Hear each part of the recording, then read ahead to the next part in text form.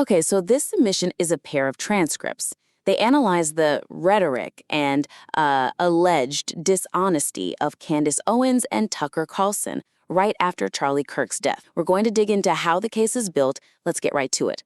First thing, there's this real tension running through the material. Yeah, a tension between the investigation and the reaction. Exactly. The material undermines its own really solid fact-checking by using these ad hominem attacks, these highly emotional insults, and it just degrades the objective authority of the argument. That's the core conflict I'm seeing too. I mean, if you look at the work the author's doing in that first half, it's genuinely excellent detective work. Top-notch. Yeah, they're looking into this very specific claim that Erica Kirk deleted Charlie Kirk's back catalog. And the author goes to great lengths, right? They consult ChatGPT to look for a digital footprint. They physically go to Rumble to check for themselves. They even cite emails from Blake Neff. Which is all solid, irrefutable stuff. It builds this really high wall of credibility. It says, I've done the homework, but that wall, it just crumbles so quickly when the author pivots to these character assaults. The credibility just erodes when you suddenly start calling Candace Owens an evil, demonic witch. Or a DEI queen, or mucking a fan as a dingbat. Right. Yeah, I see what you're saying. The contrast it's jarring. You go from digital forensics 1 minute to playground insults the next. Exactly. So the suggestion here would be to just strip away the name-calling, let the evidence do the talking. The subject matter is so serious, we're talking about accusations of lying about a widow. During a time of grieving, no less. And when you put that next to these juvenile insults, you get this tonal clash. And that clash gives the opponent, or even just a neutral listener, an easy way out. They can just dismiss it all as hating. You're basically handing them a shield, And is there a risk that by focusing on insults, the target gets to just ignore the facts? Absolutely. If I'm on the fence and I hear evil, demonic witch, I stop listening to the evidence about Spotify. Right. It signals that this isn't an investigation anymore. It's a hit piece. So let's make this concrete. Take that exact phrase, you evil, demonic witch. It's visceral, sure, but it's not an argument. What if you just replaced it with a description of the behavior? Like what? Something like, this demonstrates a pattern of malicious escalation. It still conveys the severity. It's malicious, it's escalating, but you're not just, name-calling. That keeps the power with the author. You're diagnosing the behavior, not just screaming at the person. It keeps you in that objective observer role. Precisely. And you can do the same thing with that whole section on the fan, Curry Pond Bowler. The script says, good grief woman, go get a reality check. It just feels petty. It does. So instead of mocking the dingbat fan, just present her post as evidence. You can say, this illustrates the cult-like mindset where followers center themselves in the tragedy. You don't have to attack her personally. The evidence, her own words, prove the narcissism for you. And what about all the little interjections, the boom, and it gets better? I'd cut them. The boom especially. It cheapens the investigation, makes it feel like a YouTube reaction video, not a serious critique. It's a gotcha moment. Right. Just let the contradiction speak for itself. You lay out the facts clearly. The audience hears the boom in their own heads. You don't need to say it. It actually makes the argument feel more clinical and more devastating. When you have the goods, you don't need to shout about it. Okay, moving on to the structure. I think this follows from the first point, actually. The argument here is that the script lacks focus. It's conflating these specific verifiable allegations with much broader cultural critiques, and it dilutes the whole thing. It is the classic kitchen sink problem. You can tell the author has a lot of grievances, and they're just trying to air them all out at once. Yeah. We start with this very grounded, specific investigation into the deleted podcast episodes of verifiable fact. But then, almost in the same breath, we're suddenly talking about giants, Nephilim, and astral projection.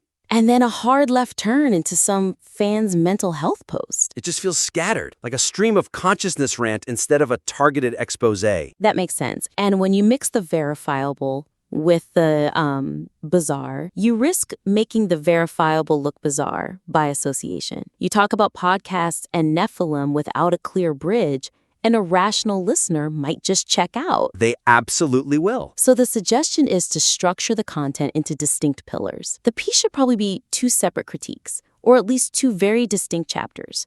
One pillar for the specific lies about Turning Point USA and the Kirk family. And a second one for the whole esoteric spiritual shift of Owens and Carlson. Exactly. Separation creates clarity. I completely agree. And to build on that, let's look at how to prune this. I think you have to cut the entire section about Curry Pond Bowler's I'm Not the Title post. It's interesting, maybe, in a vacuum. But does it prove Candace Owens is lying about the podcasts? No, it distracts from the core thesis about Owens and Carlson's actions against Erica Kirk. It's noise. It takes the focus off the main antagonist. So you cut the fan drama, keep the spotlight on the main subjects. So what's left? How do you organize that to make it flow? You group the evidence. Right now, the lie about the podcast removal is sort of separate from the lie about the DEI hire. Right. They should be together in a section called, a pattern of dishonesty.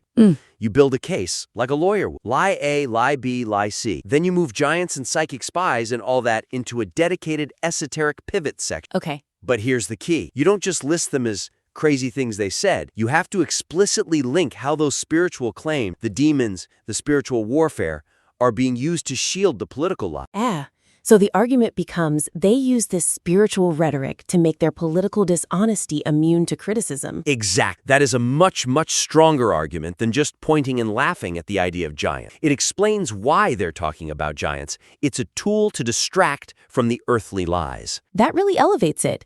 It's not just a list anymore, it's a cohesive theory of the case. It gives the listener a framework. Now let's look at the second half of the material, which relies very heavily on an external source. Yes. The problem is that the material becomes a recitation of an article by Susan D. Harris, and the host's own unique voice and analytical value gets lost. This was a huge stumbling block for me. The host even says, I wanted to highlight the brilliant work that Susan D. Harris has done. Hopefully I did it justice by reading it out to you all. And then they just read it. For a long time. At length, we get the descend into madness, Doha Qatar, David Icke. It's all through Harris's words.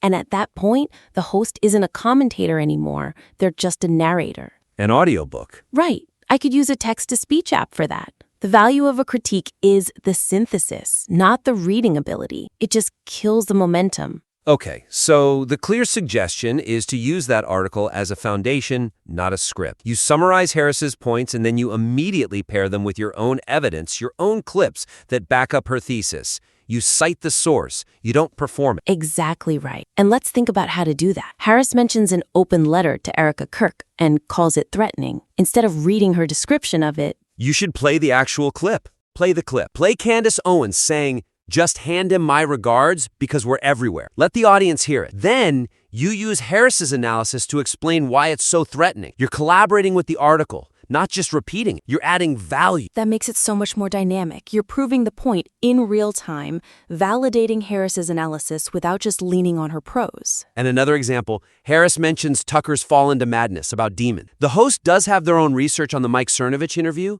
but it comes way later. It feels like a footnote. It does. You should interject right there.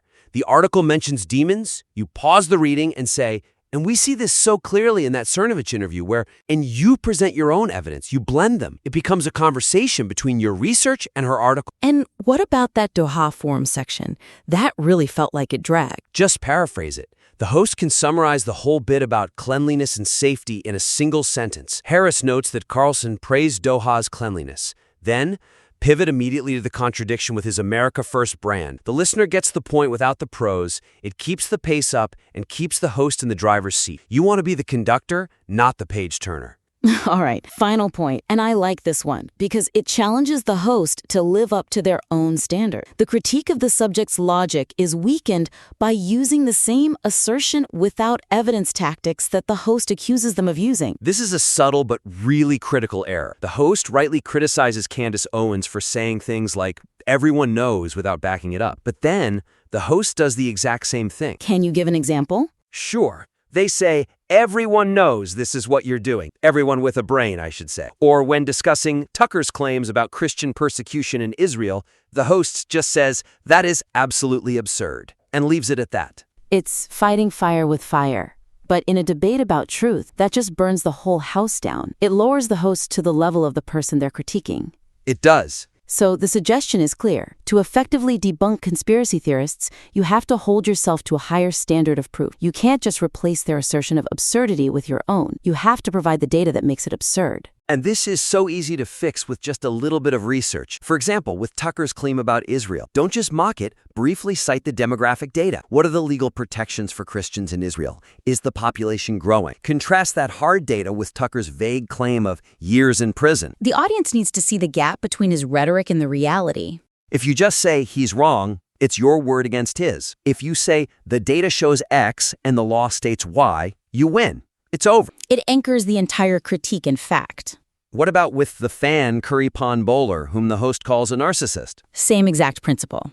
Instead of saying everyone with a brain knows she's a narcissist, which is just more name-calling, list the contradictory behaviors. She claims to be private, but she posts her medical status, her spiritual advisors, her car service history. All publicly. All public. You list those things. Then you say, this contradiction between the claim of privacy and the performance of public intimacy suggests a need for attention. You let the evidence prove the narcissism. You don't just slap a label on it. When you do that, you sound just like the people you're critiquing. Okay, that brings us to the end. We've covered a lot of ground. To recap, the 3 main action items are: first, elevate the tone. You have to remove the juvenile insults so the powerful evidence about the Kirk family can stand on its own. Second, tighten the narrative focus. Structure the piece into pillars, the lies and the esoteric shift, and cut the unrelated fan drama to avoid that kitchen sink feeling. And third, synthesize your sources. Don't just recite them.